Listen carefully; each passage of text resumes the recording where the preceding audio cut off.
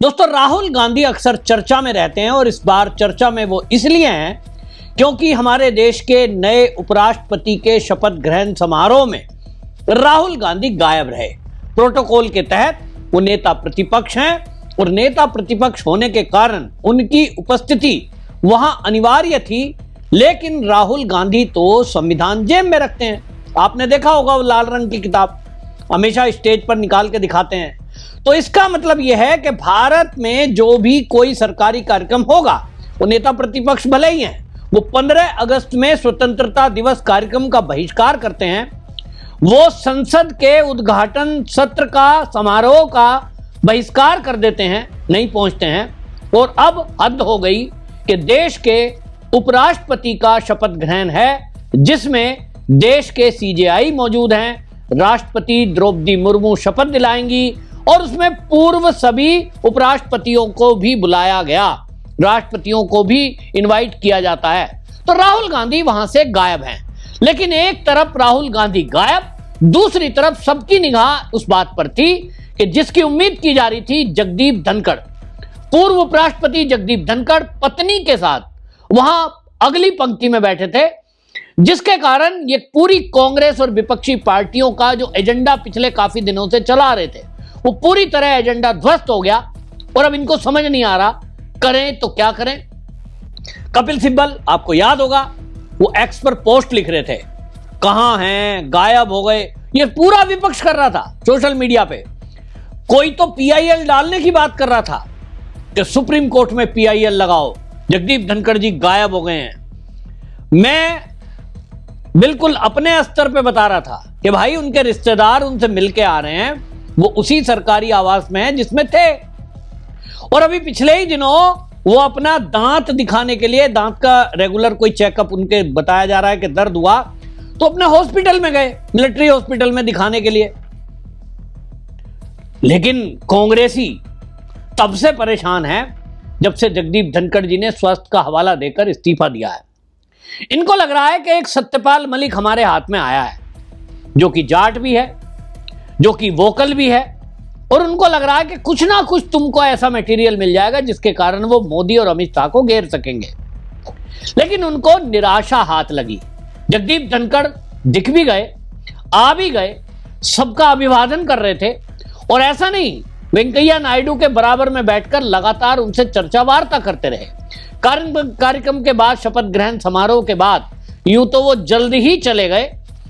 उनका कहना था कि तबीयत ठीक नहीं है, लेकिन ऐसा नहीं है कि वो बाकी लोगों से नहीं मिले। विपक्ष के नेताओं से भी मिले, पक्ष के नेताओं से भी मिले, अमित शाह से भी आमने सामने और नमस्कार हुआ है।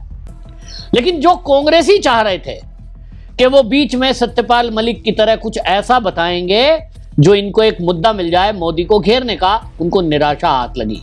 लेकिन सवाल उठा, राहुल गांधी नेता प्रतिपक्ष, वो इस कार्यक्रम से क्यों गायब है?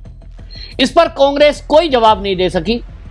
कांग्रेस से जब यह पूछा गया, बाकायदा प्रदीप भंडारी, जो कि प्रवक्ता हैं, पत्रकार रहे हैं, उन्होंने एक्स पर पोस्ट लिखा।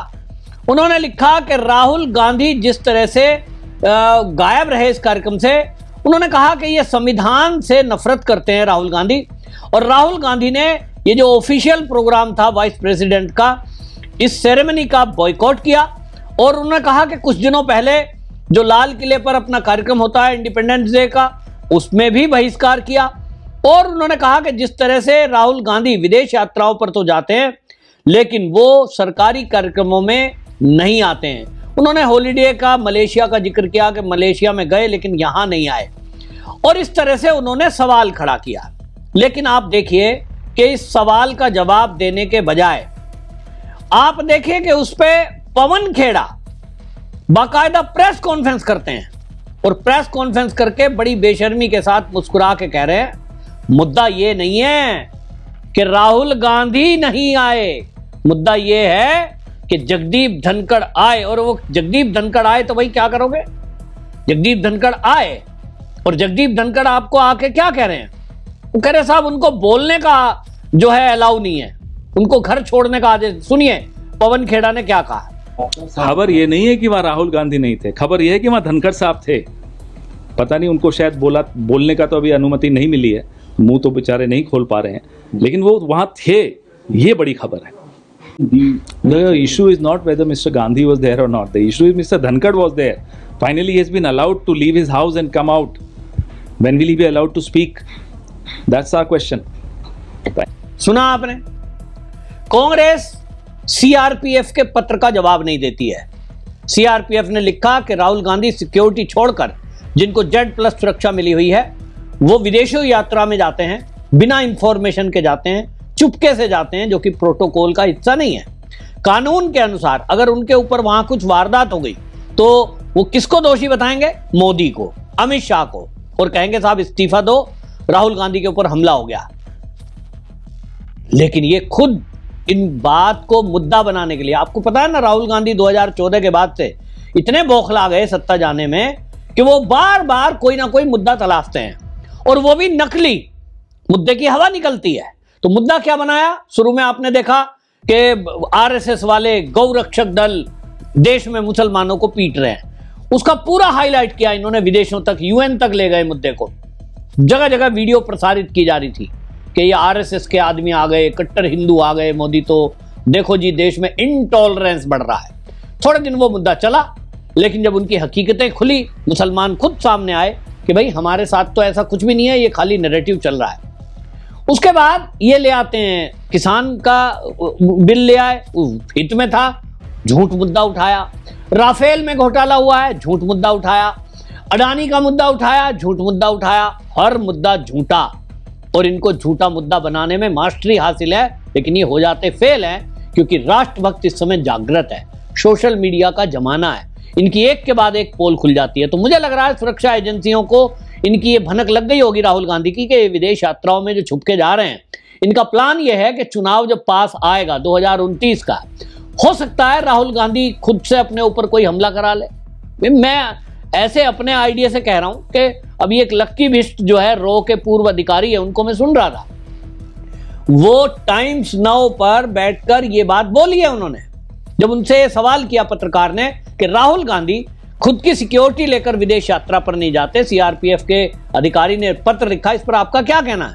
वो कह रहे हैं कि ये मुद्दा बनाने के लिए कर रहे होंगे, कि इनको लगता है कि सहानुभूति लेने के लिए. जैसे आपको याद है डोनाल्ड ट्रंप का जब चुनाव था, कान से छूती हुई गोली निकली, और उस गोली निकलने का असर यह हुआ कि आज डोनाल्ड ट्रंप की सरकार अमेरिका में बनी हुई है.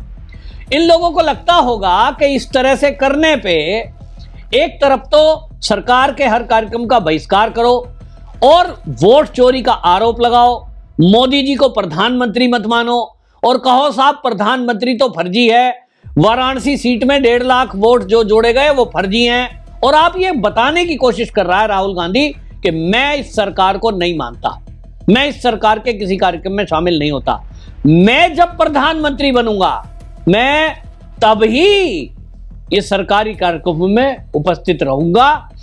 नेता प्रतिपक्ष से मेरा पेट भरने वाला नहीं है. एक विरोध प्रकट कर रहा है राहुल गांधी, अपने आप को एंग्री यंग मैन दिखा रहा है. 52 साल का उम्र है. तो कुल मिलाकर के मुद्दा बनाने के लिए ये कुछ भी कर सकते हैं.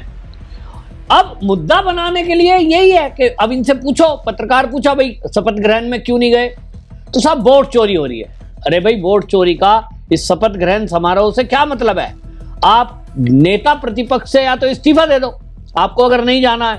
जो व्यक्ति सम्मान करेगा इस पोस्ट का, आपको कैबिनेट मंत्री का दर्जा मिला हुआ है, सारी सरकारी सुविधा मिली हुई है, आपके ऊपर करोड़ों रुपया महीने का खर्च हो रहा है, आपको बड़ा ए कैटेगरी का बंगला दिल्ली में मिला हुआ है, नेता प्रतिपक्ष होने के कारण बहुत सारी सुविधा आपको मिल रही है, तो उन सुविधाओं को छोड़ दो, एक सांसद की तरह रहो. तो जैसे दुनिया में पूरे सांसद घूमते हैं भारत के, आप भी घूमना. लेकिन इनको इस तरह से नैरेटिव भी बनाना है और इस तरह से बातें भी करनी है.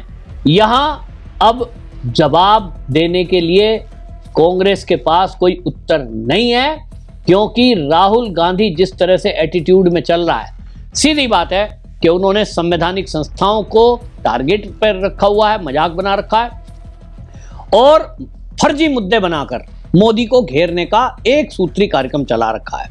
वोट चोरी का मुद्दा देश के अंदर जो पढ़े लिखे लोग हैं वो समझ रहे हैं कि ना तो ईवीएम हैक हो सकती है, पहले ईवीएम को कह रहे थे, और वोट चोरी जैसा कोई मुद्दा नहीं है.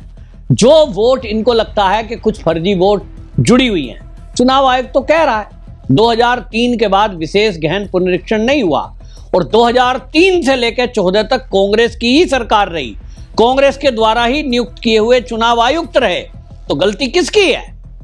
कांग्रेस की।